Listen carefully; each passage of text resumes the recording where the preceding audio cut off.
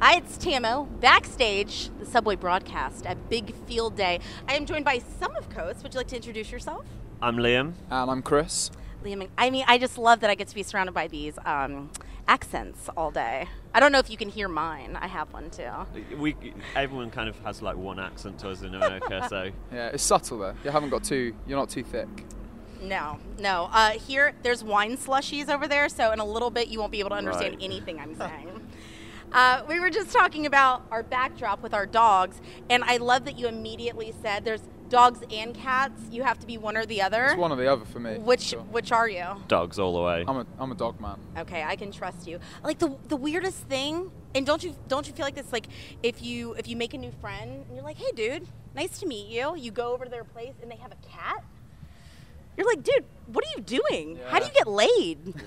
Like what? There's a couple of guys in our band that are big cat fans, Yeah, and it's Dave is a big cat man. Gross. I know. a long-running argument that we have, to be honest. Yeah. Really? It's one of pretty the much only broken the feuds. band up a few times. Don't you feel like what is the point of having a cat? Because they're so independent. You want a dog because they need you, they love you. Cats are like, fuck you. Yeah, they really are, to be honest. That's awesome. So you guys, I feel like you came out of nowhere. It was like one day. It doesn't feel like that for us. For Really? sure. Like so I feel like one day I'm just like surfing through YouTube videos and I come across Coast and I'm like, holy, this is awesome. Like I want to know more. I mean, what has the process been like for you guys? You know, how long has the process been to get where you are now with like all this buzz, playing the Bowery and killing it, you know, Thank you, selling yeah. out? Yeah. What has that been like for you? I mean, I guess the thing is, like, for British bands to get over to America, it's like takes so long. So Yeah. it's kind of like this ridiculously epic journey just to get here, just to like cross over on the soil sort of thing. So we've been going quite a few years, sort of like just hustling, playing as many gigs as we can, you know, like Sure. just trying to get our name out there. And it just takes a long time. But because like over the last couple of years on the internet, we've sort of like slowly but surely, like people in America have been like, oh, got to know about us, I guess. And then we recently got a record deal out here, and now all of a sudden it's like we pretty much live here. Yeah. You know, I've hardly been home in the last I think 4 months. we figured out we've been in America this year so far longer than we've been in the UK, which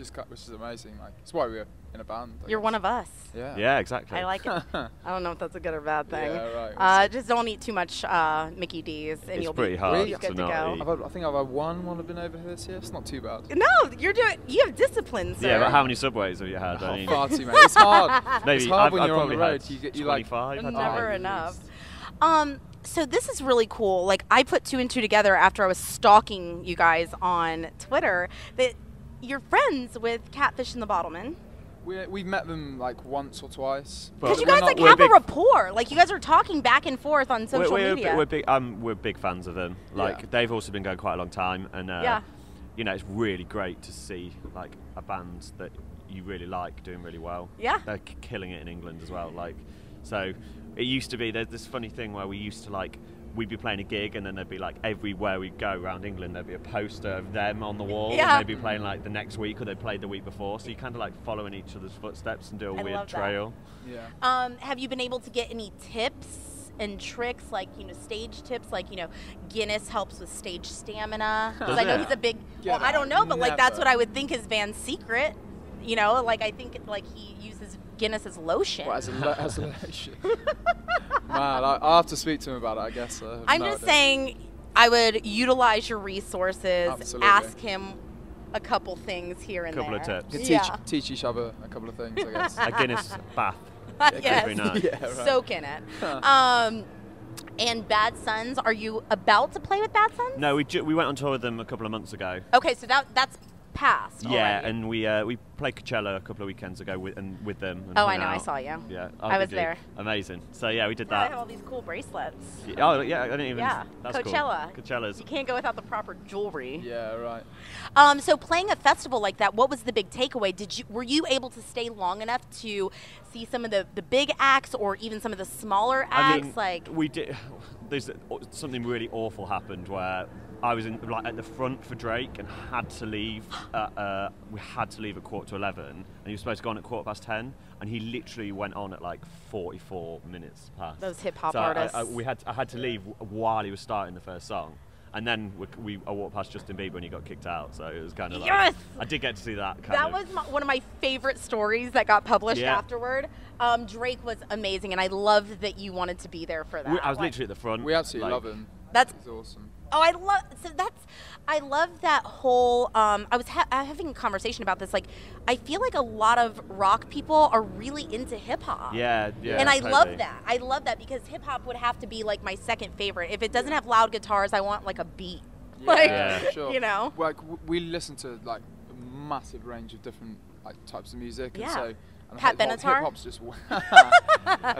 just like one of many. So.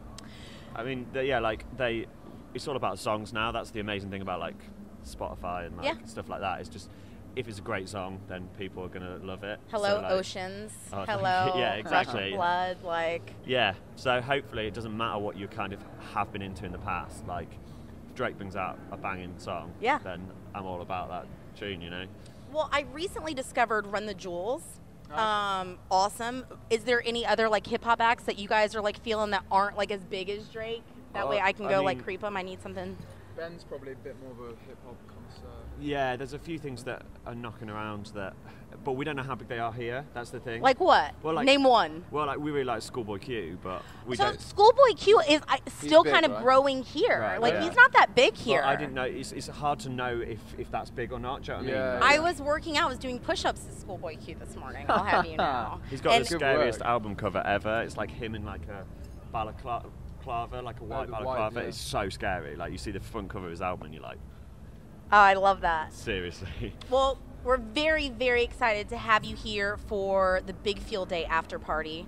Thank you so much. Let's go take a shot. What do you think? Yeah, let's do it. Sure, let's All do right. it. Thank you.